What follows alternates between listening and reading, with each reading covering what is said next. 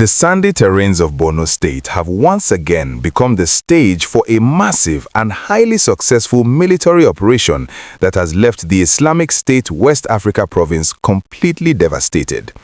In a sweeping victory that brings a huge sigh of relief to the entire northeast region, the gallant troops of Operation Hadin Kai have delivered a totally crushing blow to ISWAP militants.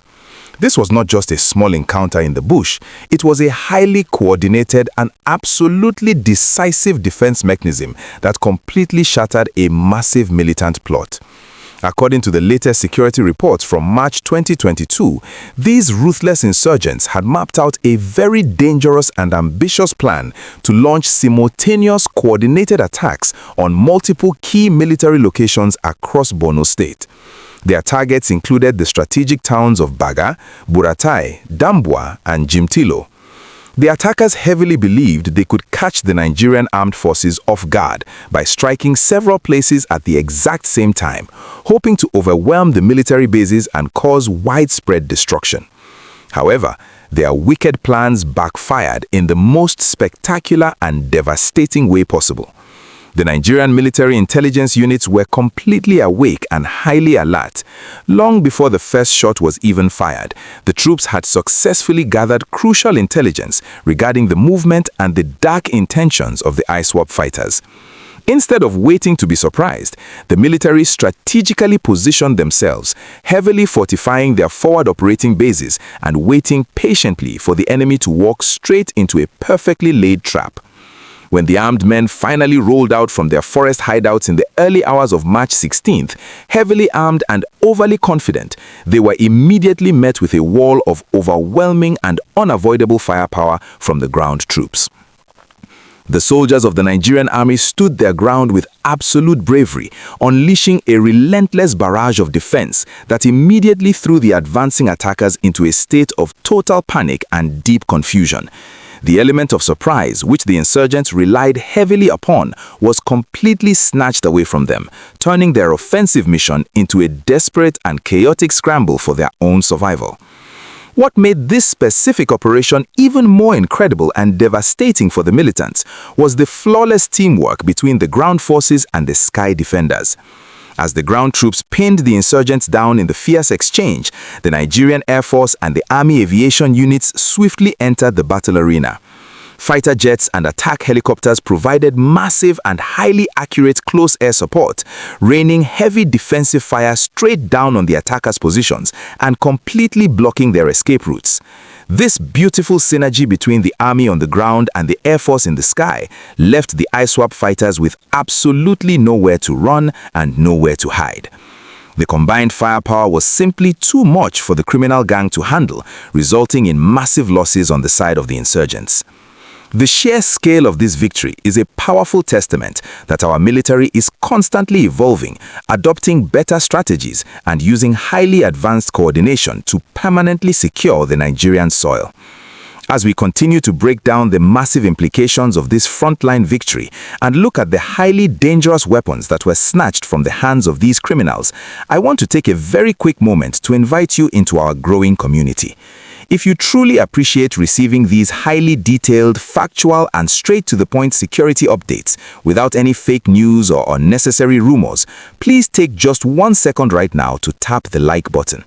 Liking the video sends a powerful message to the YouTube system to push this crucial information to millions of other patriotic Nigerians who need to hear this good news. Also, please make sure you hit that subscribe button and turn on your notification bell immediately. We work extremely hard every single day to bring you the most accurate frontline reports, and your wonderful support is exactly what empowers us to keep tracking these vital national stories for you. Now, looking at the aftermath of this fierce battle, the amount of heavy weaponry recovered by the Nigerian troops is absolutely mind-blowing and highly commendable. The soldiers successfully captured powerful anti-aircraft guns, which the militants frequently use to target military helicopters and disrupt air operations.